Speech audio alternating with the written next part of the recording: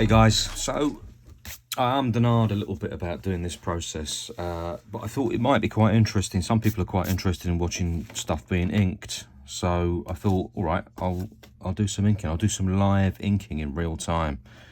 I don't know how interesting it is, but you know, let's give it a crack and see. I'm I'm going to probably have to move stuff around quite a lot, but that's all right, isn't it? We'll see how we go. So as you can see, done this sketch. It's quite involved. Some of it will probably change on the hop. I'll look at it and go, no, I don't like that as I'm going. Some of the lines are quite loose. Yeah,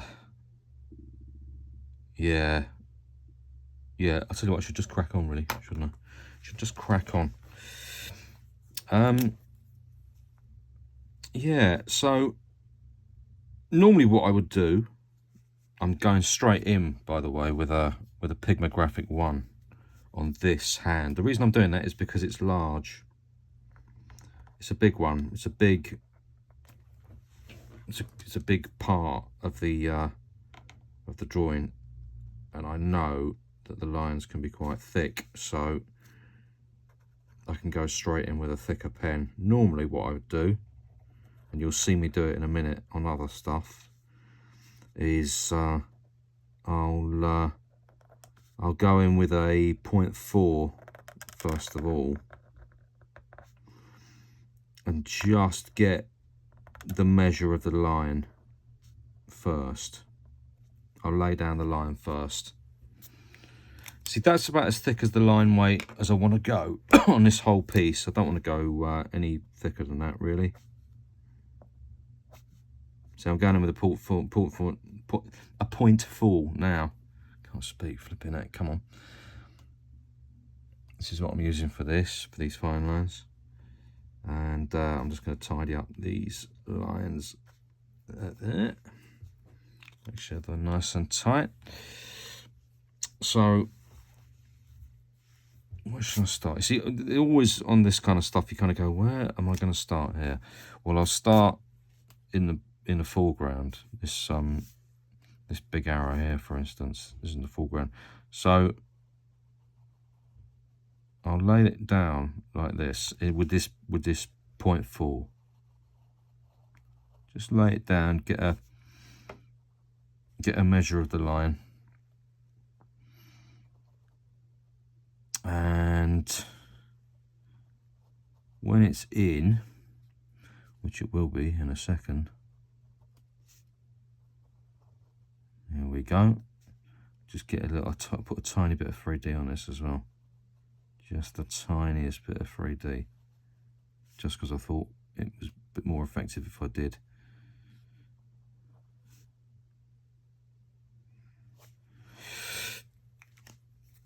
So ultimately what I'd want to do is I wouldn't want to leave that with that kind of line weight.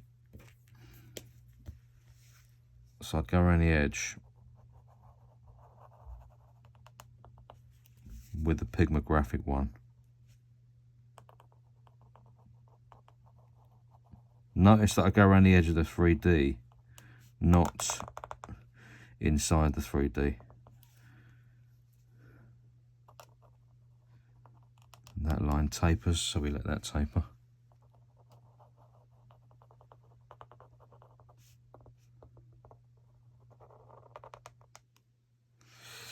There we go. So line weight and stuff like that is used to drag the viewer's eye to certain bits, and that's a bit that I want them to look at. I'm just going to slightly ink that in again, that line, just to make sure it's not too weedy. There we go. Lovely. Because don't forget as well, this is going to be coloured, and so the colour that will go onto it will also bring certain planes to your attention and take certain planes away from your attention. Now, I'm just trying to work out what is the best thing to do. I'm just going to lift it up a little bit because I think it might be a good idea to get these letters in. Might be good. No, do you know what? The robot, really. It's all about the robot in there. Thing is, the robot's got stuff in its foreground. See these flowers here? It'd be good to get them in because they are foreground. So I'm going to do that. Now, they've got two colour outline because the bit in the middle that I don't know the name of has this kind of a colour on its outline. You'll see why. Well, you might see why eventually when it's finished. It might take me a while to get to that point, but you'll see what I'm up to there. Some of you will have already guessed.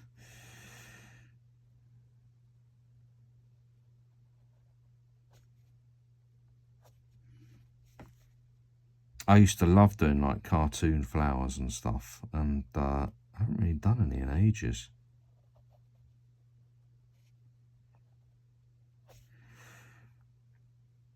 In sort of old school stuff that I used to do, I used to do loads of Bode characters and stuff like that, and they always had loads of flowers and stuff like that around them.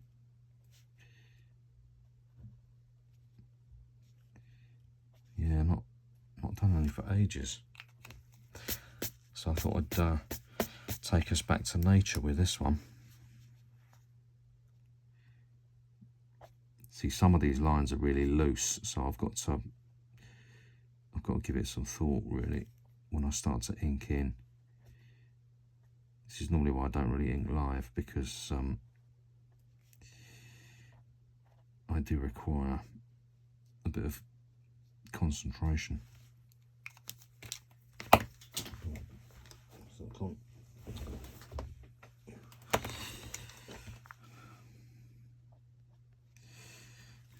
Go. Okay, now I did put one in there, but I think I'll get rid of that. I don't think that's too tiny. That too tiny. Get rid of it. Right. Okay. Now, something that I like to do psychologically, and it is just a psychological thing, really, is I like to get a border in because it sort of helps me define the space in my own mind. As you can see, I'm not using a straight edge for this because I don't really want it to be perfect. I'm not really interested in that. I'm not a big fan of... Do you know what? I don't mind perfect lines in other people's work. But I don't want to start getting into holding my own feet to the fire on trying to make lines perfect and stuff. Also, I'm going to taper this one out. So I've done a nice thick line there, but now I'm going to do a thin one and I'm just going to taper it out. There we go. Can you see that? That's not perfect, which is exactly what I want. I want it to be a tiny bit scruffy, which is what I am.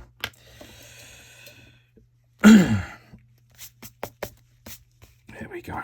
Okay, good. So let's have a crack at him.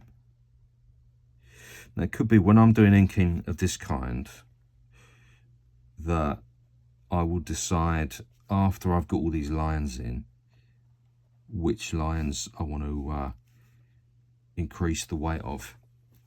So I'm already looking at these flowers, for instance, going, I want some more weight on them for sure. For sure. Let's have a look at this guy. Okay. So I don't know if you can see this. When the lines get a bit loose, you know, I obviously had a thought when I was laying these lines down initially about how they would go. And obviously whatever that was is long since forgotten. I think I did this sketch, gosh, was it yesterday? Day before? Day before, I think. Yeah, it was day before, because I had stuff to do yesterday. So I couldn't get onto it. And since then, all sorts of stuff's happened. However, I am looking at these lines going, I can use these lines. I don't even think this is what I initially wanted to do with these lines, but I'm going to do that anyway. That is what Bob Ross used to refer to as a happy little accident.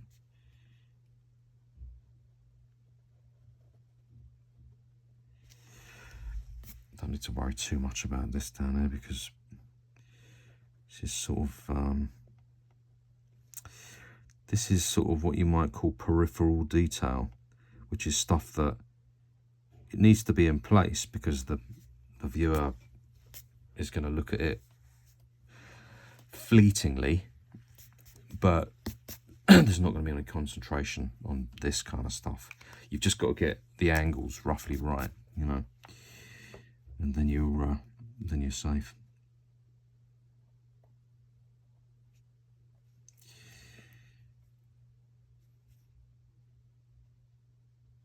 This is the sort of stuff, you know, I did this initially and realised I had to come back to it because I got the angles completely wrong for what I was trying to achieve, which was a bit annoying.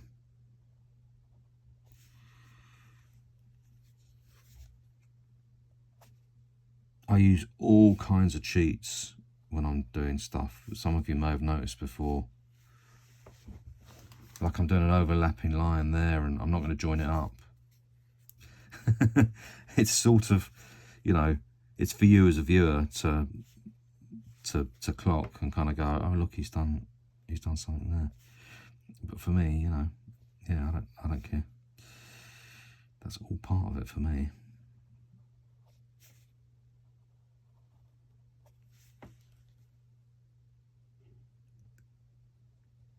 This is the sort of stuff that drives me mental. This sort of pipe work and stuff like that. It's because if you can get it nicely, I don't think this is a particularly brilliant one, but honestly, I kind of thought I'll do it, and if I hate it afterwards, I'll live with it. But I much prefer sort of scraggly, kind of all over the place lines that are going in their general direction, and that just got a bit sort of, the curve got a bit perfect for me. Perfect is the wrong word, but you know what I mean. It was too neat, and yeah, it's just, you know, aesthetically you begin to develop a taste for stuff, and that doesn't really conform with my taste.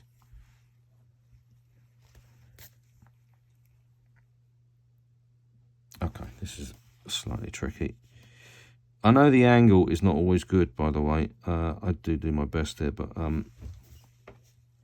know the angle ain't great, but at the same time, I don't want to be stretching too much to be able to actually perform what I need to do. So I'm kind of hoping you can see as much of it as you need to.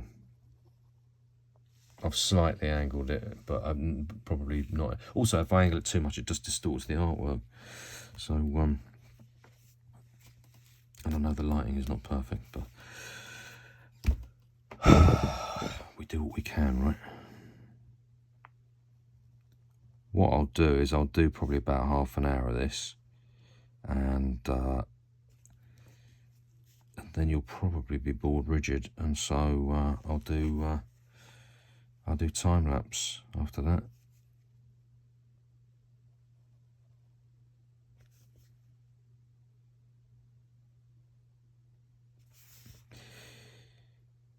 Anything that requires sort of more exact line work, I'm never a huge fan of.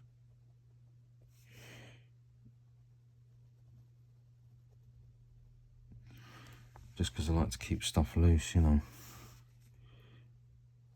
That's how I enjoy it. That's why I talk about how much I much prefer getting into inking and stuff, and that is true. That is absolutely true. But the sketch stage or something is always the loosest bit. Hang on, what's going on there? Oh yeah, got it. Just trying to work out my own lines there. There we go. There we go. There we go. That's what it is. There's his back, and there's his pack. I think I'll give it another one of them in there as well.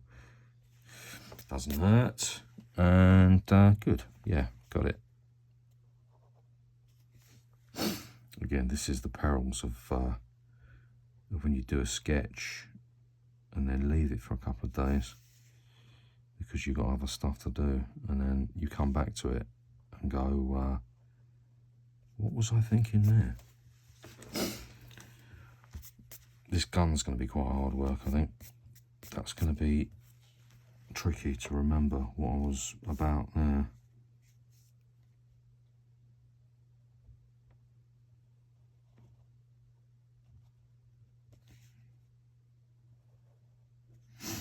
Yeah, lots of bits and stuff. I probably want to add more as well, knowing me.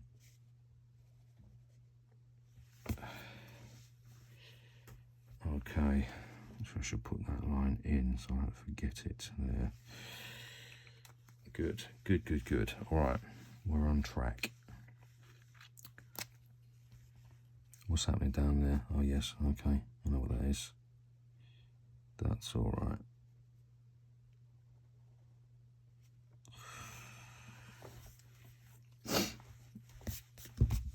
So, what else to tell you about this? This is very, very similar to something I've already done, a picture I've done 2 weeks ago, I think it was. No, longer, maybe a month ago. Time flies, right? And I just really like the composition. I thought I'm going to do something very similar. Like really similar, because why not? I mean, I'm trying to change stuff up all the time, but at the same time, I think you've got to please yourself in what you do. You know, please the audience second, or what you think the audience wants second. You know, please yourself as much as possible. The famous music producer, Quincy Jones, used to say this thing about, if it gives you the goosebumps, there's a very good chance it'll give somebody else the goosebumps. Meaning, really, you've got to do something. The only way you can do this is by trying to do something that you like. So as you can see now, I'm just putting much thicker line weight onto certain lines, picking out bits.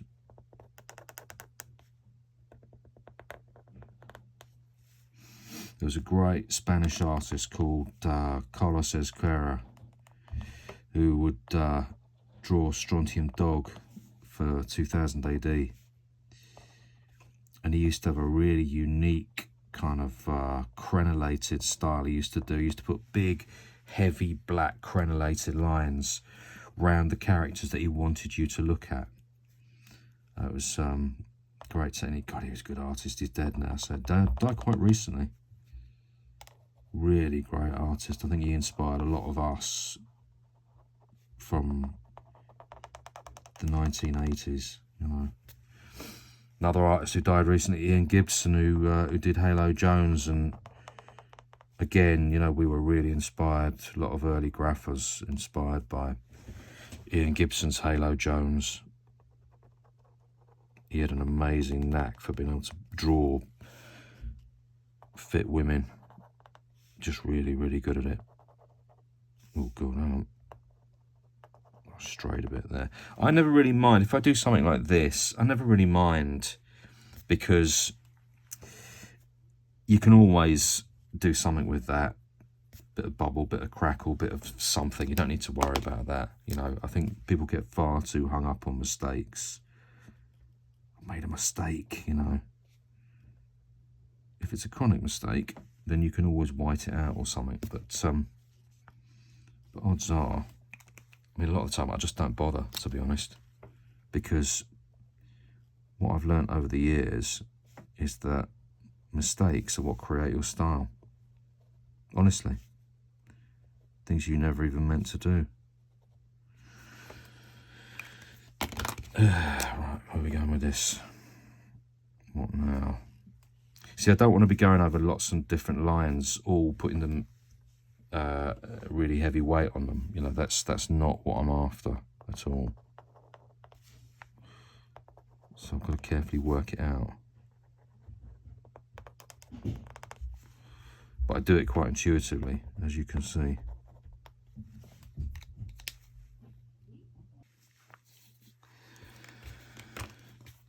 So yeah, I mean, you know, if you look at these lines, they're not perfect, they're a bit wibbly wobbly. I don't really mind any of that. I don't really care. In my experience, it just doesn't matter that much.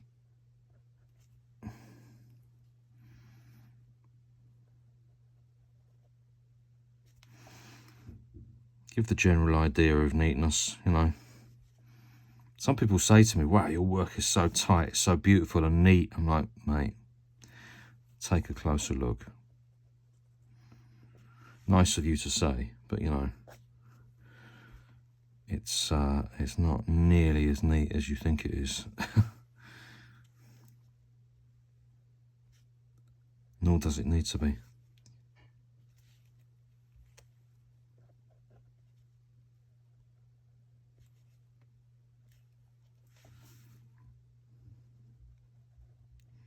I've been enjoying doing sort of slightly techie letters again. You probably can't see there's just some straight letters like tucked right in behind everything up there. You can't even really see them very well, but I'm quite enjoying doing these sort of techish ones again.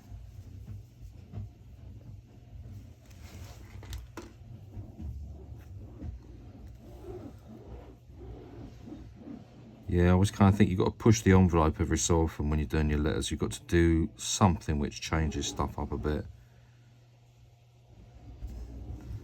Otherwise it all gets a bit samey.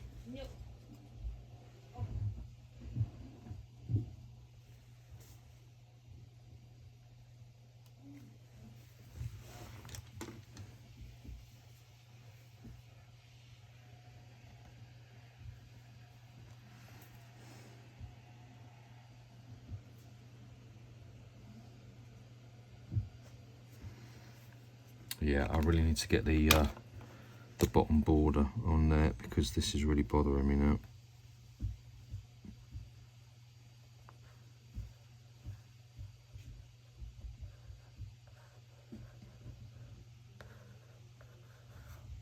There you go. I don't know why, I'm just one of them people. I think it's to do, maybe it's a psychological thing, I don't know. It's to do with parameters though, that's what it is. It's to do with knowing where my parameters are. As soon as I know where my parameters are, I'm a lot happier. I think it's very true of life, if you know what I mean.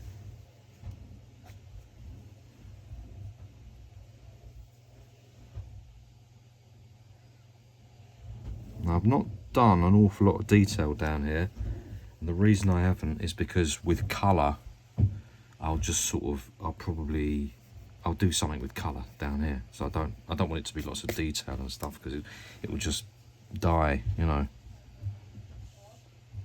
Be a waste of time.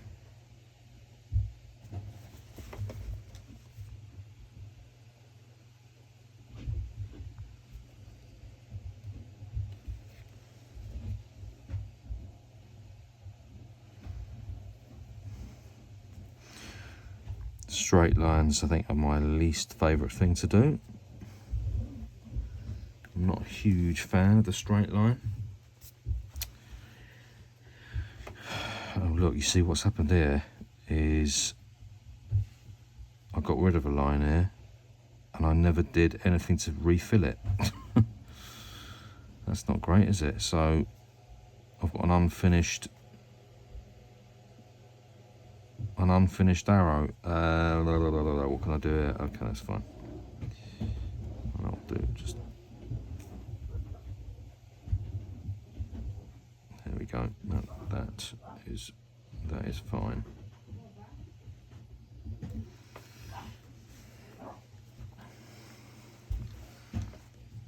Again with the line weight here, what I'll do is I'll go back in afterwards, but what I do not want to be doing,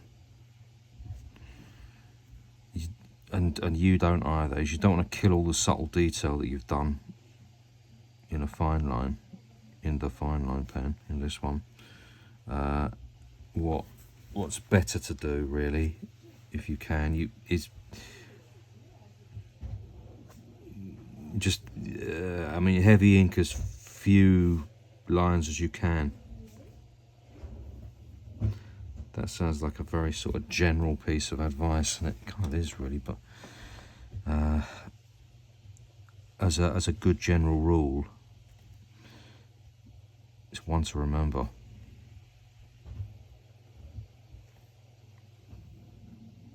In the olden days, I just used to hit everything, every line, because that's what, well, early on I used to do all the lines far too skinny, because that used to be a big thing, particularly in the 80s.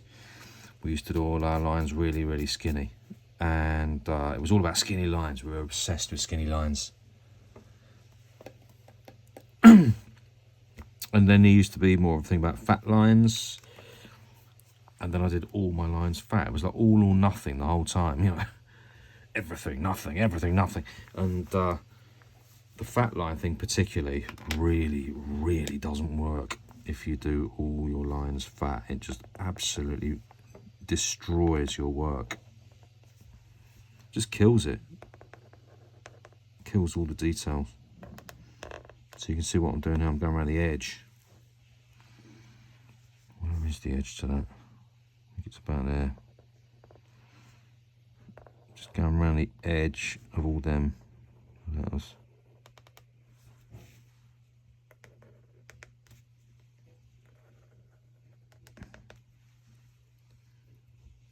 That's a slightly tricky one because this ends here, so right. As you can see, you don't always have to put 3D on your letters. I'm not going to be putting 3D on these ones.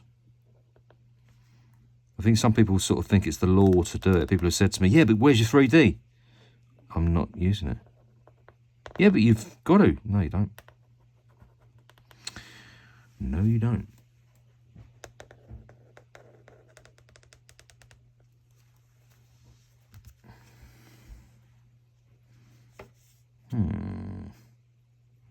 See, I'm looking at this thinking some of these lines might benefit from a bit of fattening up, but I don't know if I want to fatten them up that much, because I don't want to lose their finesse. So yeah, I'm not sure. This is all fine. Done some bubble work here. Now, do I want to do another border? Yes, I do. Yes, I do. If I get another little border in here.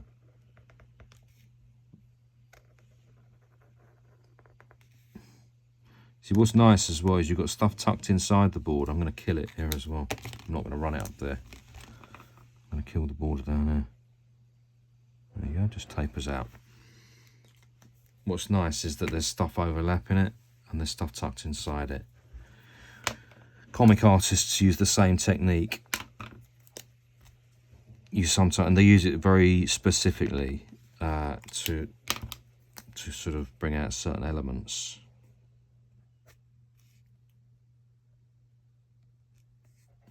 It's a good sort of it's a good tool for storytelling and comic work.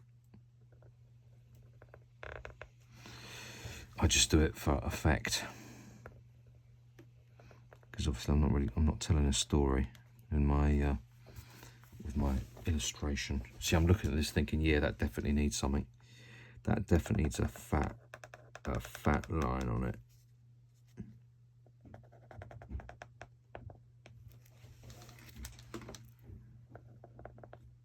See what I mean? It really benefits from a fat line. And if that is fat, then really that needs to be fat.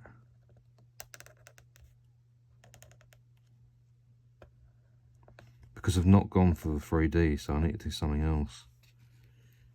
Yeah, That's good. That's good. I'm liking that.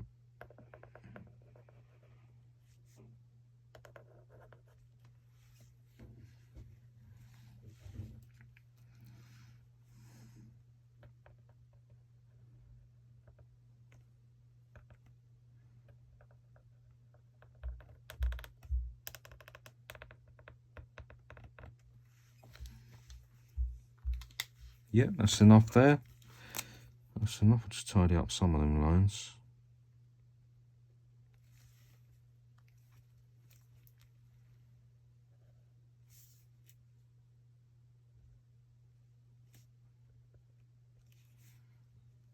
There's a Bristol artist called Dibs. If you want to see somebody who gets like perfect lines, if you're into that sort of perfect line work, he's the guy to look at. His lines are absolutely perfect. I did a collab with him, oh, I don't know when, 5 years ago, something. And his line work was just absolute perfection. I felt like a bit of a scruff next to him, really.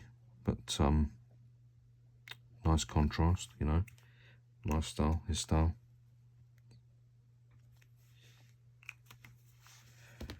I don't think he's on YouTube though, which is a pity, because it would be great to see his process. Wouldn't be surprised if he turned out to be a robot. I mean, you know, when you see his lines, you just think, how's a human being managing to achieve that? That's amazing. Right, okay.